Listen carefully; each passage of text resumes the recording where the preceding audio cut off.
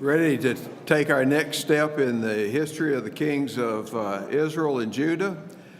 And I know we're short on time. I was going to be hard-pressed to get in 45 minutes what I wanted to say today, and now I'm down to about 30 minutes or less. So whenever you feel the need to get up and leave, just go ahead. I'll be here until I finish, but y'all are welcome to go whenever you feel like you have to. So. Last week we left off with good King Hezekiah and his turbulent end and everything to his reign. And we're going to pick up very quickly today with his successor, Manasseh, who reigned from 695 to 642. I'm going to be editing as I go because fully I've got an hour and I'm down to this 30 minutes. And I'm going to be editing, so there's no telling what I'll say. You'll just have to fill in the gaps yourself, okay? Manasseh was 12 years old when he came to the throne, and he basically was the exact opposite of his father. He had been known in history as one of the most corrupt kings that that Judah ever had. He had a false religion. He was abominable in his vice pursuing, and he learned all that from the heathen nations. If the Israelites had just conquered Canaan like God told them to do, we would have avoided a lot of this. But a lot of the things that we see the kings committing to later on that caused their downfall is sin caused by the influence of the nations that surround them. And so this king Manasseh certainly did follow that pattern of corruption and everything. And not much is really said about Manasseh during his reign, except that it was evil beyond compare. And there was a great killing of those people who stood up for God, including prophets of this time.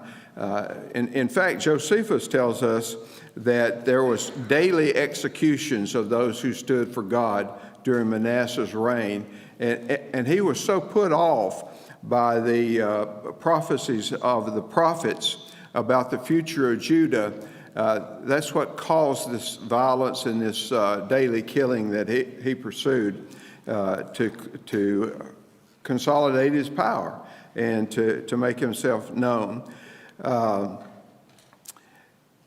He certainly didn't endear himself to any of the people that he was ruling over because of the harshness of his reign.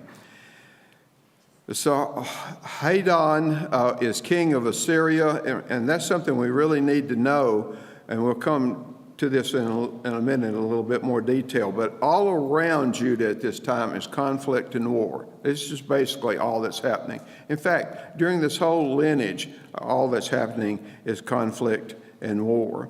One of the things that Manasseh did was that he made a coalition with the Philistines, mortal enemies of the Jews, Moabites, the Ammonites, and the Egyptians, and several other tribes who had been paying tributary or paying taxes to Hezekiah. They revolted under Manasseh. They saw a weak king, and so they were another internal problem for him. And we know that Esarhaddon was one of the few kings of Assyria, a major enemy of Judah. He's one of the few kings that actually ruled in Babylonia. And so we've got Assyria on a decline. We've got Babylon building up. One of the kings of Assyria becomes the king of Babylon at this time. And when he comes against Manasseh and wins the battle and takes over a good portion of Jerusalem, that's why Manasseh is taken in captivity back to Babylon instead of Assyria. And it's just a little change in flow of history there, a little change in direction. And in fact, in some of the archaeological discoveries, we see that this king of Assyria mentions Manasseh as being a tributary to the Assyrian kingdom during this time. Now, there is some discussion about whether it was really this particular king of Assyria or another one, but if you do the chronology, it's this one that actually took him in. But interestingly enough, even despite the evilness of his reign and everything and his captivity in Babylon, God shows how gracious he is, not only to this king, but to all of us. He's long-suffering when we make mistakes. And the prediction of the fall of Judah could have very well have come at this time, but God is patient with us, and he was patient with Manasseh. And Manasseh's imprisonment was so severe, so horrendous, that Manasseh himself saw the weakness in his ways, and he prayed to God. This is another example we have of where the kings finally learned that prayer to God on a continuous basis and asking for repentance and forgiveness is effective in God delaying what's eventually going to happen, because the fall of Judah, the entire fall of the Jewish people, really was put off for over 100 years from the time that it was predicted. God is long-suffering with Manasseh. He's long-suffering with us today. So God restored Manasseh to the throne, and he actually wound up being the longest reigning king of the Jewish people.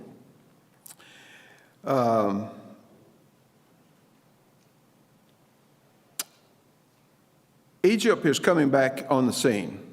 Egypt has been subservient to Assyria during this time.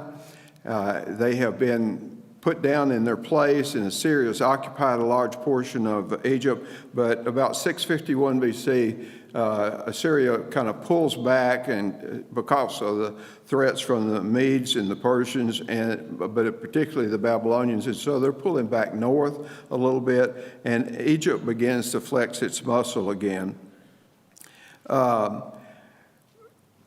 Manasseh, this was during the latter days of Manasseh's reign that Egypt is beginning to assume more power and more influence in the area. In fact, a good deal of influence, particularly over Judah. But when Manasseh dies, after this long reign, he was not buried in the sepulcher of the kings like all the other kings before him. He was actually buried in a garden at his palace. That's how despicable he was, and how the Jewish people held him in such low esteem at this particular point in time. Manasseh is succeeded by his son Amon, who is 22 years old and reigns only for 2 years. It's amazing how quickly these kings turn over in this process too. We'll see it's even more so for some of the ones that succeed here. But Manasseh is succeeded by Amon, who rules for 2 years. He wasn't really any different than his father. That he was evil in all the things that he did. He did not bring the people closer to God. And so he was actually killed in a court conspiracy. You know, it's interesting. We could be talking about contemporary world history today, couldn't we? Because all of these things that happened to these kings, the intrigue, the palace intrigue, the murders to solidify power and those kinds of things are all still going on in the world today, all around us. So I think there's parallels and things that we can learn from this. But he was killed in a court conspiracy, and he was not well thought of by the Jewish people either. And so he was buried in the same garden of the palace of his father that we just mentioned. Now, Amon is succeeded by Josiah, who was his son. And Josiah was just a baby, actually. He was 8 years old. And he ruled for 31 years, not the 55 that Manasseh had ruled for, but he ruled for 31 years.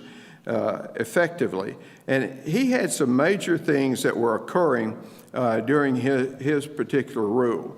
Now, like a lot of the kings before, including Hezekiah, but he started off great. But as time went on and he conquered more and more of the world, as he became greater and greater, he became greater in his own eyes. And then he made some fatal mistakes, turned his back on God, and he was punished for that decision. You see this time and time again. It's not just with this king Josiah, who was really a good king, as good as Hezekiah was, his grandfather before him. He walked in the ways of the Lord. He did positive things to bring the people back. He cleansed the temple. He rebuilt the temple that had been, parts of which had been destroyed at this time.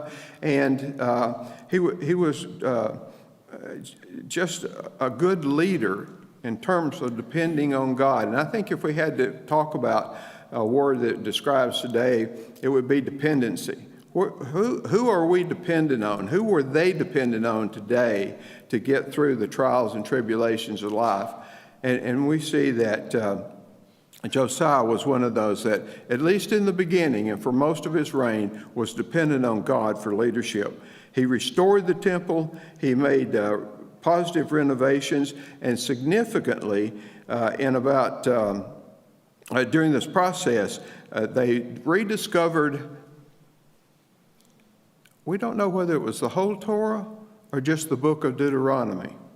But the Bible, the writings of the fathers of Israel, was rediscovered. Now, can you imagine if we came in here today and somebody announced that they had discovered the Bible? How foreign an idea to us as a people of Christians would that be today to say, guess what we found? We found the foundation of our faith that's been gone and hidden for so long. Well, that's exactly what had happened to the Jewish people. They had moved so far away from God under the rule of many of these kings of Judah that the Torah, the laws of God, had been forgotten.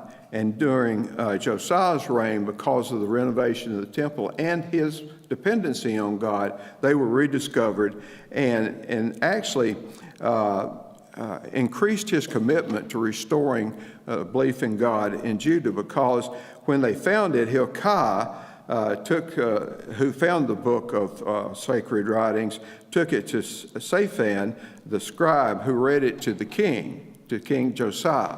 And he was so moved because of the content that they would be led into captivity and that they would be moving away from God. And so he rent his clothes, dressed in sackcloth and set in ashes and those kinds of things that we're familiar with. So Josiah really had a heart for God during this particular time.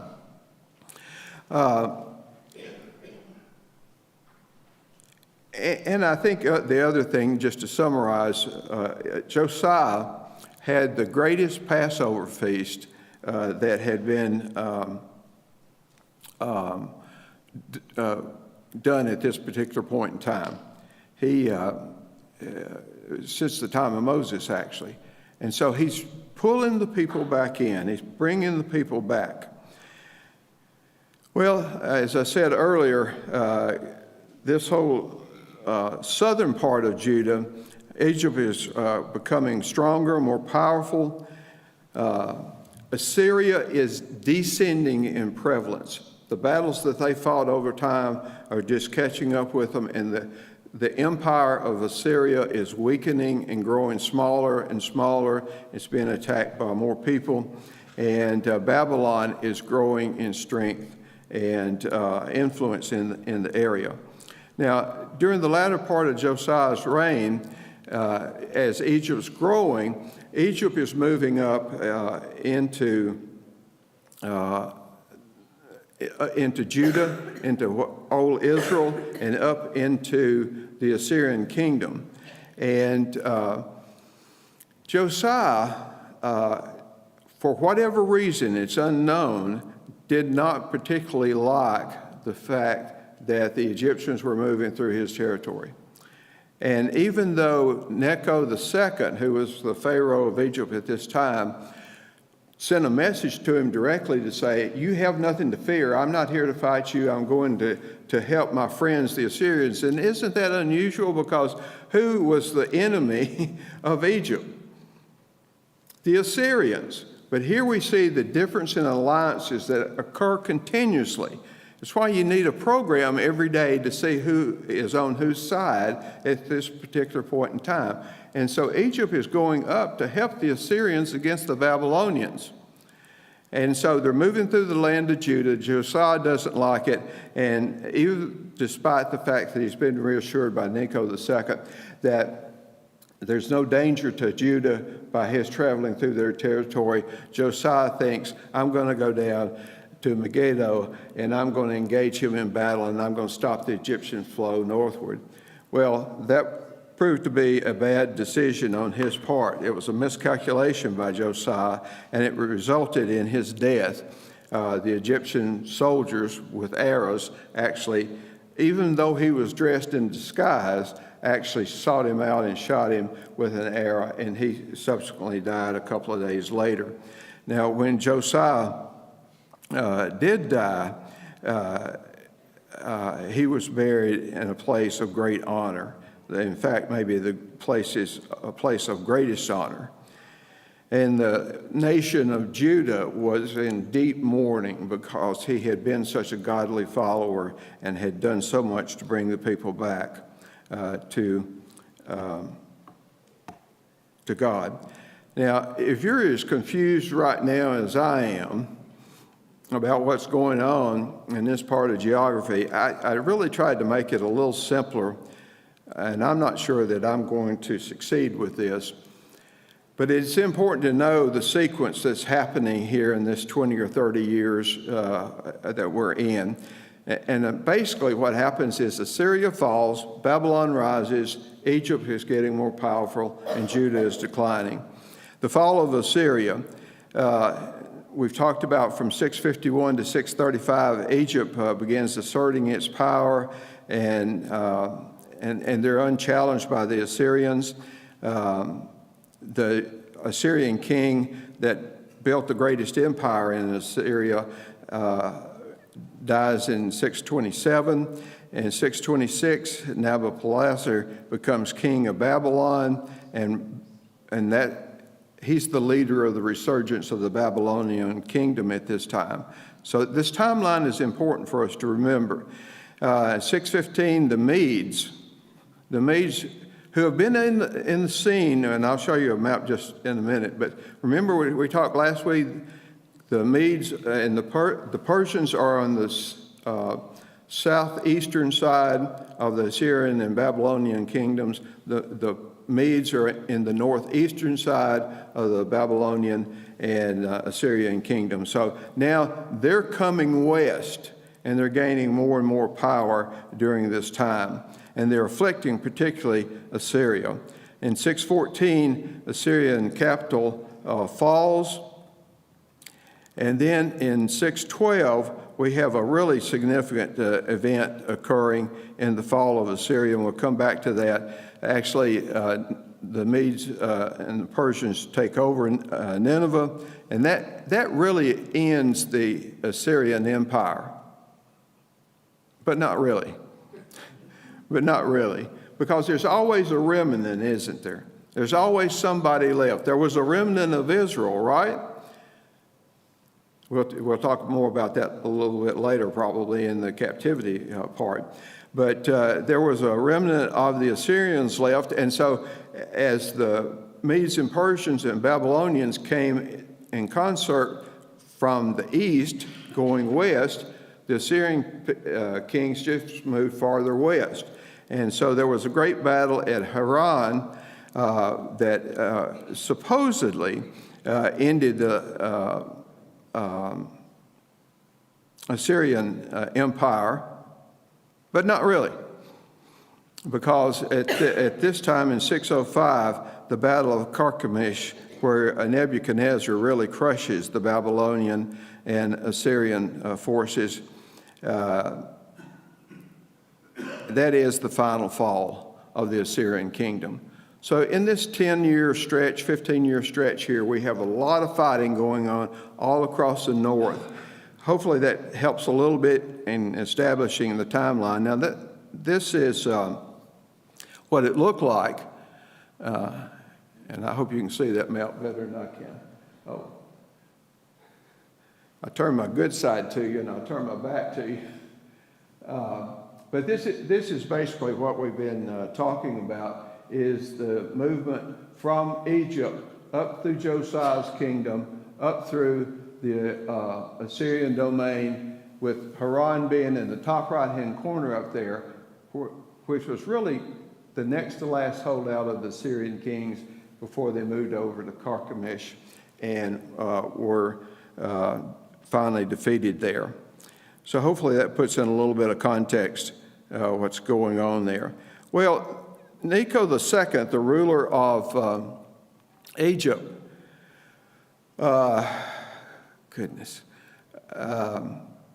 is going back to Egypt. He's solidified his power. He's moving back, and so as he moves down, Josiah is dying in this particular period of time.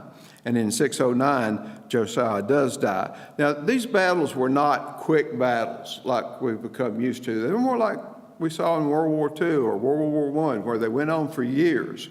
And the sieges of these cities happened over a number of years, not a number of months or a number of weeks. So by the time that Necho II has fought his battle and is moving back to Egypt as a conqueror, he comes back through Josiah's territory as Josiah's dying, and has died, and he takes Jehoahaz, a son of Josiah, to be the king or has been appointed king of Judah. And so Necho II takes him captive. And Jehoahaz is the king now, and Jehoahaz is taken captive, and he's taken back to Egypt. He never sees Judah again. He actually dies in Egypt. The reign that he had for a short period of time in 609 was very brutal. It was oppressive to the people. And again, he was a king that they had no regard for and really didn't care all that much about. And at this time, Babylon now is becoming the stronger kingdom to the north. At this particular time, the Medes and the Persians haven't reached their peak yet. Babylon is the strong power. When he takes Jehoahaz captive and takes him to Egypt, Necho II appoints Eliakim, who was Jehoahaz's brother, a son of King Josiah, also to be the puppet king for Egypt over Judah. And he extracted a great amount of tribute. Now, I am still impressed immensely with the amount of wealth that is in this area, because if you look at the exchange of gold and cedar and timber and silver and everything else, it's amazing the quantities that they have. And so Eliakim paid the equivalent of that time, probably a couple of $1 million of taxes to Egypt, which was a lot of money in pure gold in those particular days. Jehoiakim was the 17th king of Judah. He was 25 years old when he came to the throne, and he reigned for a number of years. Now, Egypt has had this success against Assyria, or with Assyria, against the Babylonians in Carchemish in 612. As this is happening, and he's coming back down as a hero, we know that the story is not over yet about that particular battle. Jehoiakim did evil before God. Jeremiah, one of the predominant prophets during this time, along with Zephaniah and Habakkuk, and even Ezekiel, and those that were already in captivity to Babylon, were the prophets of this particular time. Jehoiakim did evil before God despite all the warnings of all these 4 or 5 prominent prophets during this particular time. In fact, Jeremiah warns about the Babylonian captivity to come. But if you read Jeremiah's writings about the impending captivity that Judah is going to suffer, he also says and promises that they'll be restored to power. And we kind of skip over that sometimes in this particular telling of the story. Now, Jehoiakim was the puppet king of Egypt in Judah at this time because of Necho II. Well, Necho II was overthrown, and Jeremiah's predictions began to accelerate about the destruction of Judah. And in the 4th year of Jehoiakim's reign, we see the king that's going to be the dominant one in the scriptures for the next several years, and that's Nebuchadnezzar, rising to power and coming to power. And while Babylon had been defeated in 612,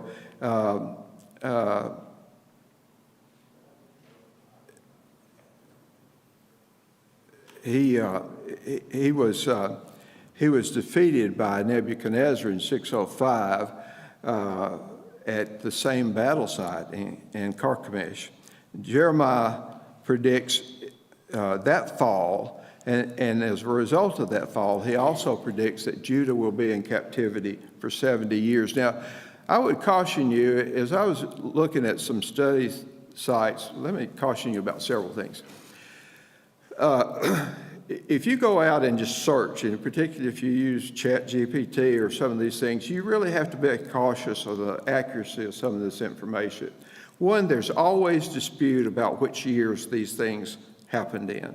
There's really very little certainty about when some of these events occurred. And if you try to develop a real hard and fast timeline by month and year, you're going to drive yourself crazy because there's not general agreement. There's some tentative agreement about things, but you have to be really cautious using outside sources other than the scriptures to verify some of these dates and some of these events that are happening. But we do know in this particular time, Jeremiah was predicting 70 years of captivity. Well, Nebuchadnezzar has come to Nebuchadnezzar has come down into Judah, captures Jerusalem, dethrones Jehoiakim, and but then he puts him back on the throne as a vassal king or a subservient king to Babylon now, to Babylon, because the success his previous had been a vassal king to Egypt. And so we see the battle in Judah occurring, depending on whether the fight's coming from the north or the fight's coming from the south. In 601, Nebuchadnezzar picks up the campaign.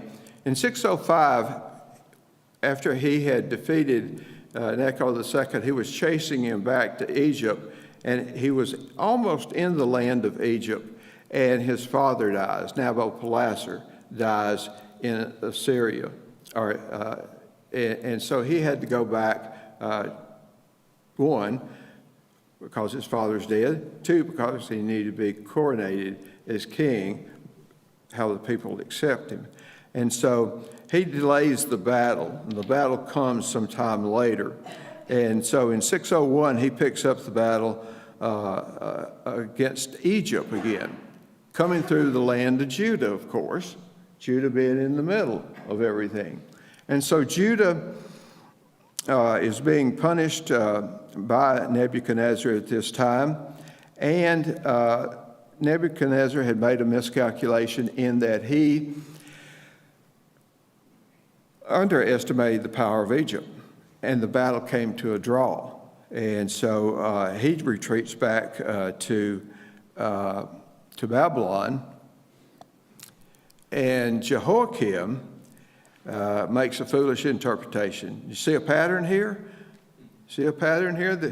They're trying to judge each other. And Jehoiakim makes the retreat of Nebuchadnezzar back to Babylon the fact that they're weak and they can be beaten back. And so he turns on Nebuchadnezzar and makes an alliance with Egypt, and thinking that Judah and Egypt can go against Babylon, even though it has been predicted that Judah will be in captivity to Babylon already by Jeremiah. That was Jehoiakim's foolish interpretation. In 598, Nebuchadnezzar returned to even the score because he didn't like the alliance that Jehoiakim and Necho II had put together. And when Nebuchadnezzar gets to Jerusalem in 598, Jehoiakim dies. And there's controversy about how he died, whether he was actually killed in the battle or whether he saw the writing on the wall and committed suicide.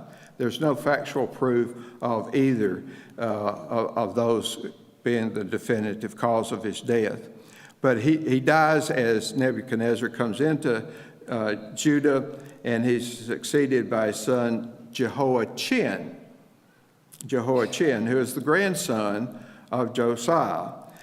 And Jehoiachin is a weakling also. He doesn't have a stomach for battle. He doesn't have any strength. He really doesn't have any followers at this particular point in time. And so he surrenders Jerusalem to Nebuchadnezzar. And really, that turns out to be the salvation of Jerusalem at this particular point in time. The salvation being that Nebuchadnezzar did not destroy the city because of the surrender, and he had mercy, really, in many regards, on the city of Jerusalem. We are running out of time. Jehoiachin only reigned for 3 months and 10 days. That's about as much as we need of some kings and politicians today, isn't it? So this was one of the shorter reigns that we have recorded among all of these 30-plus kings of Israel and Judah at this particular point in time. Jehoiachin is an Egyptian underling and is not serving according to God's will. He is not a godly man like many of his ancestors had been. In fact, his entire royal family was finally taken captive by Nebuchadnezzar and transported to Babylon in chains with rings in some parts of their face. And that was the parade of captives that a king would have as they go back to the city to establish their power and military might. Now, it's interesting that Jehoiachin lives for a long time in Babylon, and it's important. But after he was deposed as king, another king was appointed in Judah, and that is King Mattaniah, the youngest son of Josiah. So we've gone son, grandson, back to another son. So in the last 4 kings of Judah. He's the youngest son of Josiah, but his name is changed to Zedekiah, and that may be the name that you're more familiar with. And he is going to rule until the absolute end of Judah. As I said, Jehoiachin is in captivity, and he survives Zedekiah's reign. And it's interesting, and I'll just say it in a couple of sentences. He was treated so harshly and everything for such a long period of time that the successor to evil Marduk in the Babylonian Empire actually let him go. He kept him in Babylon as an advisor, but he ate at the king's table every day during the final fall of Judah. So Jehoiachin was captive for many years after the fall of Zedekiah and the fall of Judah, and his oppressive imprisonment put an end to those Jews who would love Egypt and who wanted to see Egypt as their protector. There was a political battle internal there in Judah. And so Nebuchadnezzar's final defeat here brings an end to that. Necho II dies in 595 and is succeeded by this Pharaoh that I won't even attempt to pronounce, but they decide that they're going to form a pact of mutual protection, and Zedekiah feels safe because Egypt is going to come to his rescue against Nebuchadnezzar. And the sad part is Necho II dies. And so the agreement is actually put in place by another king. There was an intervening weak king, and then the king the Pharaoh that's referred to here actually continues the treaty and firms it up with Zedekiah. And so we have a lot of change, short amount of time. Are we on the Babylonian side? We on the Egyptian side? Who's taking care of Judah? Are they godly kings? It's just pure turmoil. We think we have turmoil today. Imagine being a Jew trying to live on the land during this particular point in time and never knowing who your leader is, really. And so Nebuchadnezzar did not like this particular pact that was forming here, and so he continued his invasion, and actually he captured Zedekiah, took him into captivity, and here's the interesting thing about Zedekiah at the end of his life. Does anybody know what happened here? Zedekiah got to witness the death of his sons, and then Nebuchadnezzar put his eyes out. So can you imagine the horror and the trauma? The last thing that you see in your memory is the death of your children. Well, that's exactly what happened to Zedekiah here. He had been captured, fleeing, hoping to get away to Egypt, and he was captured before he could get into Egypt, taken to Babylon, and this is the way Nebuchadnezzar treated him. And that brings us to 586, and as fast as I could, that's the end of Judah. This is kind of the deportation. If you think about what we've been talking about, this is the fall of Judah, and now Israel and Judah both are in captivity. And Tommy will, with more time next week, will pick up the period of captivity of the Israelites in Babylon. Thank you for your patience. I appreciate it so much.